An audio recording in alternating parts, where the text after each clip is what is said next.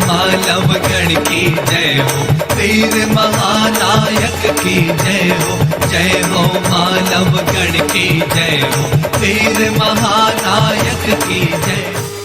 भारतीय इतिहास के तेजस्वी ज्ञानी, न्यायप्रिय, पर दुख काटनहार, या यूं कहें कि भगवान श्री राम के बाद कलयुग में उन्हीं के आदर्शों पर चलकर धर्म की रक्षा कर सनातन धर्म को पुनर्स्थापित करने वाले युग पुरुष, विराट व्यक्तित्व के पर्याय थे सम्राट वीर विक्रमादित्य।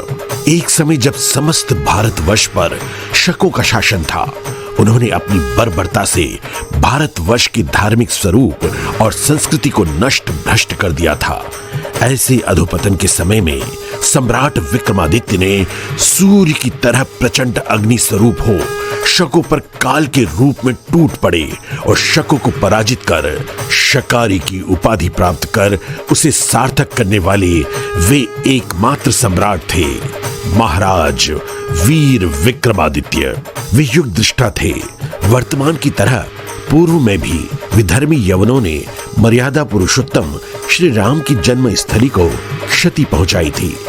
जब सम्राट विक्रमादित्य को इस विध्वंस के बारे में मूल देव से ज्ञात हुआ, तब उन्होंने संज्ञान लिया और श्री राम मंदिर का जीर्णोद्धार किया और 84 स्तंभ वाले अप्रतिम श्री राम लला के मंदिर का निर्माण किया। साथ ही अयोध्या में 240 नए मंदिरों तथा 60 प्राचीन मंदिरों का निर्माण कर सनातन धर्म की रक्षा कर उसे पुनः स्थापित किया।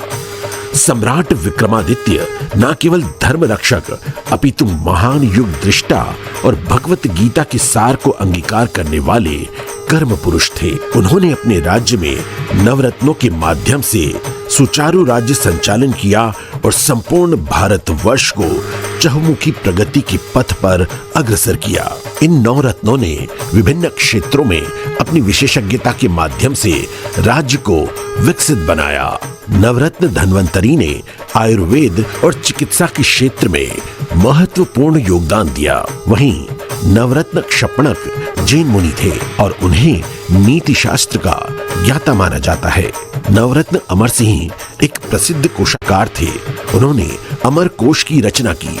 नवरत्न शंकु संगीत के विद्वान, गणितज्ञ और ज्योतिषी थे। नवरत्न वेताल भट्ट तंत्र मंत्र के ज्ञाता और वेताल कथाओं के रचयिता थे। नवरत्न घटखरपर कवि थे। उनकी रचनाएं घटकर काव्य और नीतिसार के नाम से जानी जाती है। नवरत्न कालिदास महान संस्कृत कवि और नाटककार थे, जिनकी रचनाएं अभिज्ञान शाकुंतलम और रघुवंशम प्रसिद्ध है। नवरत्न वराह मिहिर ज्योतिष के विशेषज्ञ थे और उन्होंने बृहद संहिता और पंच सिद्धांतिका जैसी पुस्तकें लिखी। वहीं नवरत्न वररुचि व्याकरण के ज्ञाता थे। उन्होंने पाणिनीय व्याकरण पर टीकाएं लिखी। सम्राट विक्रमादित्य ने शकों को परास्त करने के पश्चात शक संवत के स्थान पर काल गणना की नवीन व आधुनिक पद्धति विक्रम संवत की स्थापना सृष्टि के निर्माण दिवस चैत्र मास की प्रतिपदा तिथि गुड़ी पड़वा अर्थात प्रथमा तिथि को किया। वेद पुराण के अनुसार ऐसा कहा जाता है कि किसी भी संवत का निर्माण, स्थापना और संचालन वही कर सकता है जो कि पृथ्वी लोक पर सर्व ऋण से मुक्त हो। अर्थात सम्राट विक्रमादित्य पूर्ण तरह स्वयं और राष्ट्र को ऋण से मुक्त करवाया। इसीलिए उन्हें ऋण मुक्तेश्वर नाम से भी कई स्थानों पर संबोधित किया जाता है। सम्राट विक्रमादित्य की न्याय, सत्य, त्याग, क्षमा, शौर्य, बुद्धिमत्ता और प्रजापालन की कई गाथाएं आज भी परंपरागत रूप से दादा दादी, नाना नानी आदि के माध्यम से लोक श्रुतियों के रूप में एक पीढ़ी से दूसरी पीढ़ी को स्थानांतरित होती आ रही है, जिसमें प्रमुख रूप से सिंहासन बत्तीसी, वेताल पच्चीसी उल्लेखनीय है। अपनी तपस्या के द्वारा उन्होंने 4 वीरों को प्राप्त कर उनको अपने वश में किया। वहीं वेताल जीवन पर्यंत उनके मित्र रहे। सम्राट विक्रमादित्य केवल एक राजा नहीं थे, अपितु धर्म नीति, अर्थशास्त्र, ज्योतिष, तंत्र मंत्र के ज्ञाता और कला मर्मज्ञ भी थे। उन्होंने गंधमादन ग्रंथ और अन्य ग्रंथों की रचना भी की। सम्राट वीर विक्रमादित्य एकमात्र ऐसे महान राजा हैं जो भूतो न भविष्यति इस उक्ति को सार्थक कर रहे हैं। ऐसे विराट युग पुरुष युगों में ही जन्म लेते हैं।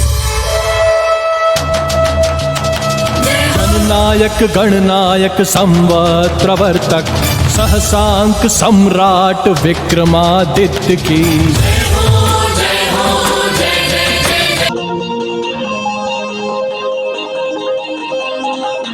बिहार की बेतिया में दो युवतियों ने समलैंगिक शादी रचा ली। बिहार की बेतिया से हैरान कर देने वाली एक अनोखी शादी का मामला सामने आया है। दो युवतियों ने समलैंगिक शादी रचा ली है। दोनों की पहचान योगापट्टी प्रखंड क्षेत्र की डुमरी पंचायत के अहिरोली गांव की वार्ड क्रमांक 4 की निवासी रेखा कुमारी और साठी थाना क्षेत्र के बसंतपुर गाँव निवासी प्रियंका कुमारी के रूप में हुई। दोनों का कहना है कि वह लंबे समय से एक दूसरे से प्यार करती हैं, एक दूसरे के बिना नहीं रह पाएंगी, इसलिए दोनों ने शादी का फैसला लिया। अब यह घटना चर्चा का विषय बन गई। ये मामला पश्चिम चंपारण के योगापट्टी प्रखंड की डुमरी पंचायत के अहिरोली गांव में हुई।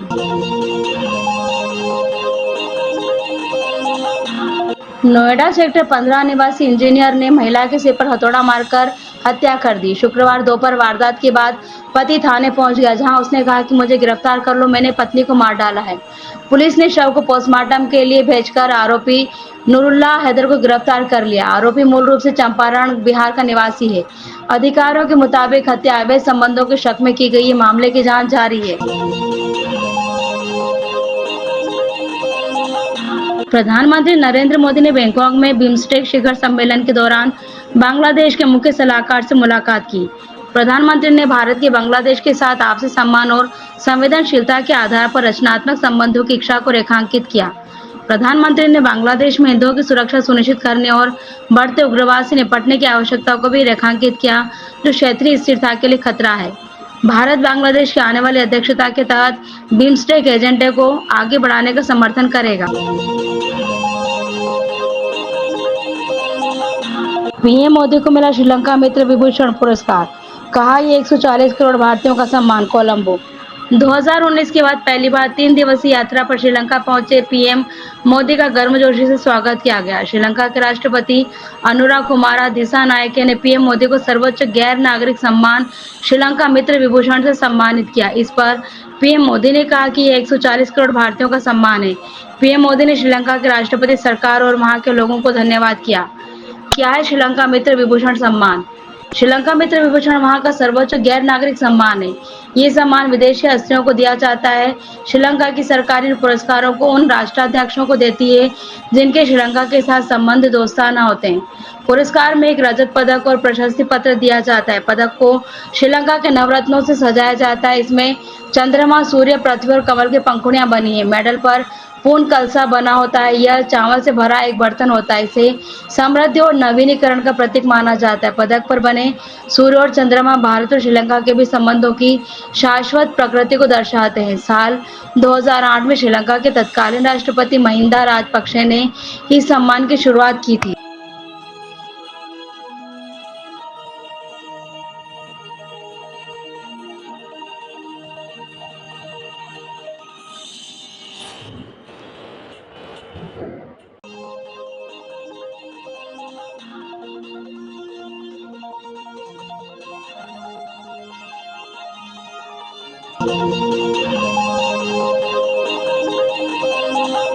प्रधानमंत्री मोदी की कोलंबो श्रीलंका यात्रा के जीवंत दृश्य, जो समुदाय के साथ उनके मधुर जुड़ाव को दर्शाते हैं।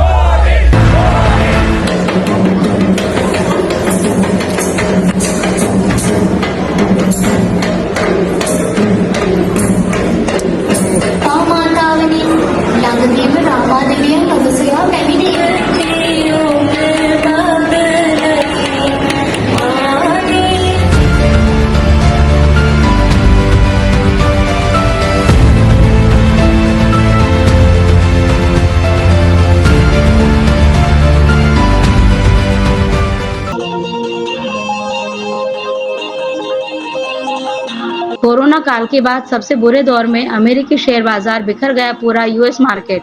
क्या आने वाली है मंदी? डोनाल्ड ट्रंप के रेसिप्रोकल टैरिफ के कारण शुक्रवार को अमेरिकी शेयर बाजार में 5% से अधिक की गिरावट आई। डॉ जोन्स SP 500 और नास्डेक सूचकांकों में भारी नुकसान हुआ। वैश्विक बाजारों पर भी इसका असर पड़ा है। ब्रिटेन और जर्मनी के बाजारों में भी गिरावट आई।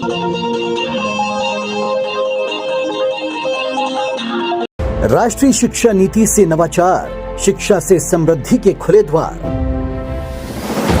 प्रधानमंत्री श्री नरेंद्र मोदी जी के मार्गदर्शन में तैयार राष्ट्रीय शिक्षा नीति से मध्य प्रदेश में भी विद्यार्थियों के उज्जवल भविष्य के द्वार खुल रहे हैं। प्रदेश के हर बच्चे को सुलभ और गुणवत्तापूर्ण शिक्षा उपलब्ध कराने के लिए प्रतिबद्ध मुख्यमंत्री डॉक्टर मोहन यादव के नेतृत्व में शिक्षा के क्षेत्र में कई सफल नवाचार किए जा रहे हैं, ताकि छात्र जीवन से ही शिक्षा के साथ रोजगार और स्वरोजगार का मार्ग प्रशस्त किया जा सके। मध्य प्रदेश राज्य मुक्त स्कूल शिक्षा बोर्ड द्वारा विद्यार्थियों के हित में 11 प्रकार के नवाचार किए गए हैं। प्रदेश में रुक जाना नहीं योजना से अब तक 6.41 लाख से अधिक विद्यार्थी लाभान्वित हुए हैं। आ लौट चले योजना में ड्रॉप आउट विद्यार्थियों को बगैर किसी फीस के परीक्षा में बैठने का अवसर और कोचिंग की व्यवस्था मिल रही है। स्कूल मेकओवर कार्यक्रम के तहत विद्यार्थियों को कहानी, कला, साक्षात्कार एवं साहित्य लेखन कला का भी प्रशिक्षण दिया जा रहा है। आत्मनिर्भर मध्य प्रदेश योजना में बच्चों को कम से कम एक व्यवसाय से जुड़ा कौशल प्रशिक्षण दिया जाएगा। इसमें हैंडलूम, हैंडीक्राफ्ट, माटी कला, सोलर एनर्जी, परिधान निर्माण, बांस कला इत्यादि क्षेत्रों में रोजगार मूलक प्रशिक्षण प्रारंभ किए जा रहे हैं। गुरुकुल पद्धति से संचालित आवासीय संस्कृत विद्यालयों के लिए हर साल प्रति छात्र अधिकतम 10,000 रुपए की वार्षिक आर्थिक सहायता योजना लागू की गई है। कह सकते हैं कि राष्ट्रीय शिक्षा नीति से विद्यार्थियों की शिक्षा सुनिश्चित करने के साथ सर्वांगीण विकास और स्वर्णिम भविष्य बनाने में मध्य प्रदेश सरकार तत्परता के साथ कार्य कर रही है। शिक्षा से सशक्तिकरण, मध्य प्रदेश सरकार का प्रण।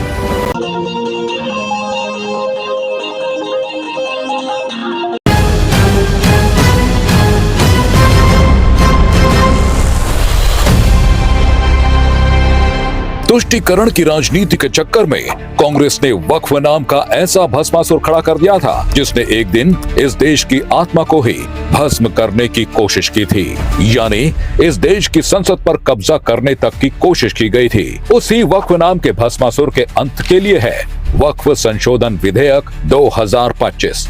इस देश में वक्फ जैसी संस्था को इतना ताकतवर बना दिया था कि कानून उसके थे और फैसले भी उसके। जिस पर हाथ रख दिया वो जमीन, वो मकान, वो दुकान, वो पूरे का पूरा गांव सब उसका। वो इतनी ताकतवर हो गई थी कि उसके गलत फैसलों को भी भारतीय अदालतों में चुनौतियां नहीं दी जा सकती थी। वक्फ बोर्ड की मनमानियों का आलम यह था कि संसद भवन जैसी राष्ट्रीय धरोहर तक पर उसने कब्जा करने की कोशिश की। वक्फ बोर्ड की ताकत का अंदाजा इसी बात से लगाया जा सकता है कि उसके पास रेलवे और रक्षा मंत्रालय के बाद सबसे ज्यादा जमीन है, करीब 9.4 लाख एकड़ जमीन। लेकिन सवाल ये है कि इतनी जमीन इसके पास आई कैसे? और जवाब है कांग्रेस की मेहरबानी और वक्फ को दी गई असीमित शक्तियां। 1995 में वक्फ एक्ट में संशोधन और फिर 2013 में कांग्रेस की यूपीए सरकार ने इसे ऐसी ताकत दी कि वक्फ बोर्ड किसी भी जमीन पर दावा कर सकता था। तमिलनाडु में 1500 साल पुराना हिंदू मंदिर और उसकी 300 एकड़ जमीन को वक्फ ने अपनी संपत्ति घोषित कर दिया। महाराष्ट्र में कई हिंदू मंदिरों और संस्थानों की जमीनें वक्फ ने अवैध रूप से हथिया ली। मामला कोर्ट तक गया, लेकिन ट्रिब्यूनल का कानून बाधा बन गया।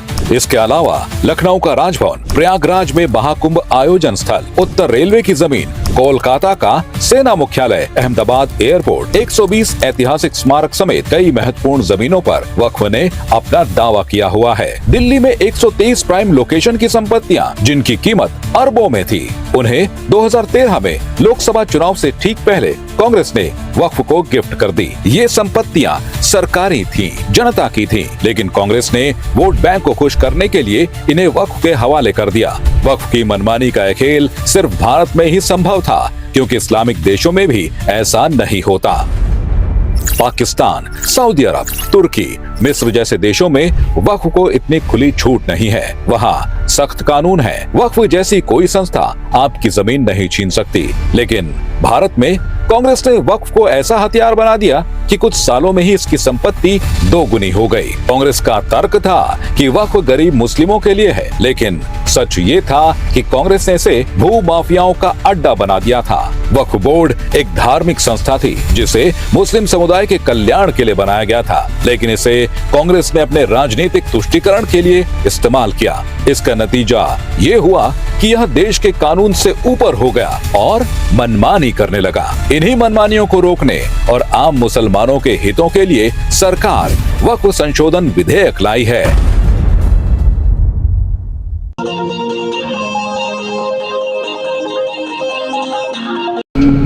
खुदाई से आजकल बहुत से लोगों को डर लगता है, क्योंकि जहां जहां खुदा है वहां वहां भगवान है। जहां जहां खुदा है वहां वहां भगवान है। बाकी आप तो बहुत बुद्धिमान है। तो नदीमुल हक साहब ने जो बोला था ना, किसी के बाप का हिंदुस्तान थोड़ी है, बिल्कुल मैं कहना चाहता हूं, जिन्होंने इस देश के लिए खून बहाया उनके बाप का हिंदुस्तान है। उस गरीब मुस्लिम कारीगर के बाप का हिंदुस्तान है। पर जो ये कहते हैं कि आगरे का लाल किला किसके बाप ने बनवाया, आगरे का किला किसके बाप ने बनवाया, दिल्ली का किला किसके बाप ने बनवाया, हैदराबाद का चार मीनार किसके बाप ने बनवाया, उसके बाप का ये हिंदुस्तान नहीं है। और उसके बाद भी जो आप करना चाहते हैं, अगर इस रास्ते में आप कांटे बिछाना चाहते हैं, तो उनके लिए एक लाइन कहना चाहता हूं, सभापति महोदय, तेरी तमन्ना है पर हम खार न बोने देंगे। खार कांटों को कहते हैं।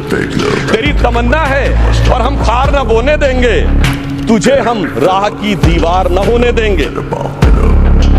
तू सबको रौंद कर आगे जो निकलना चाहे, हम तेरी कितनी भी रफ्तार न होने देंगे।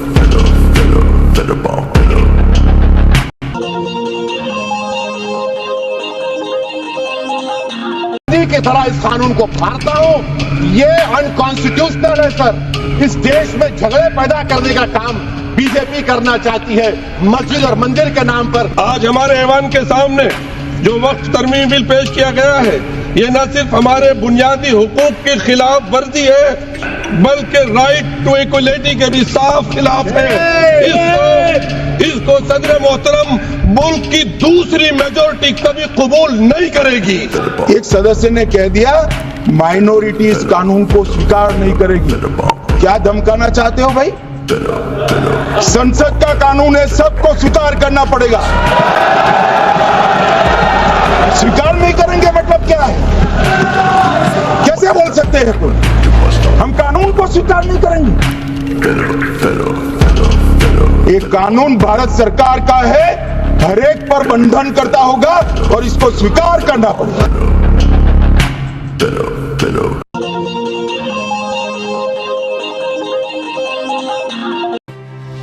For marginalized groups.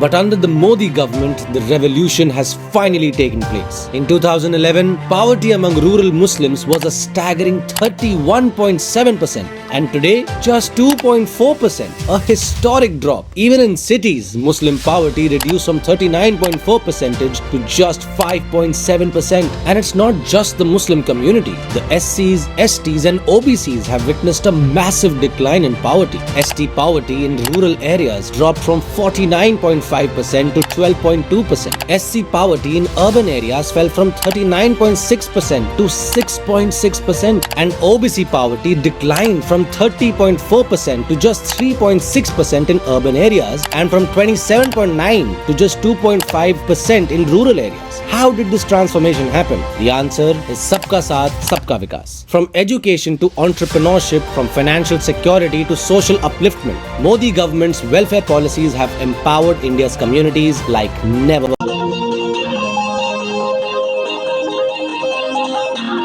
Madhya Pradesh के ग्वालियर में मामा अवनीश कुशवाहा को भांजी पूजा कुशवाहा से हुआ प्यार। परिवार ने करवाई शादी। इससे पहले दोनों प्रयागराज भाग गए थे, पर पुलिस ने उन्हें बरामद कर लिया। घर लौटने पर माता पिता ने बहुत समझाया कि यह रिश्ता कलंकित करने वाला है, पर दोनों ने एक न सुनी। तब लड़की के परिजनों ने दोनों की शादी मंदिर में करवा दी।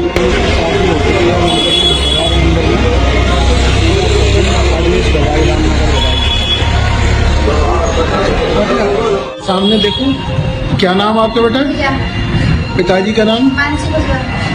कहाँ की रहने वाली हो? उम्र कितनी है आपकी? 20 साल है। 30 तारीख को चली गई थी तुम? कहाँ चली गई थी? किसके साथ? के साथ। क्यों? बॉयफ्रेंड है मेरा, घूमने के लिए गए थे। अच्छा, फिर इलाहाबाद में कहाँ रुके? स्टेशन पर रुके थे, होटल वगैरह पे रुके थे। अच्छा, अवनीश ने तुम्हारे साथ कोई गलत काम तो नहीं किया? नहीं किया। अच्छा, अब तुम कहाँ जाना चाहती हो? अपने माँ पिता के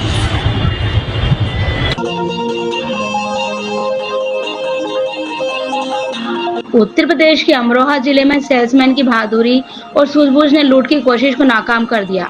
पैसे छीनकर भाग रहे दोनों लुटेरों को सेल्समैन और उनके साथी कर्मचारियों ने मौके पर ही पकड़ लिया। लूट की पूरी वारदात पेट्रोल पंप पर लगे सीसीटीवी कैमरे में कैद हो गई। वीडियो सोशल मीडिया पर वायरल है। पुलिस ने दोनों को गिरफ्तार कर लिया है। आरोपियों के नाम दानिश और फरमान है।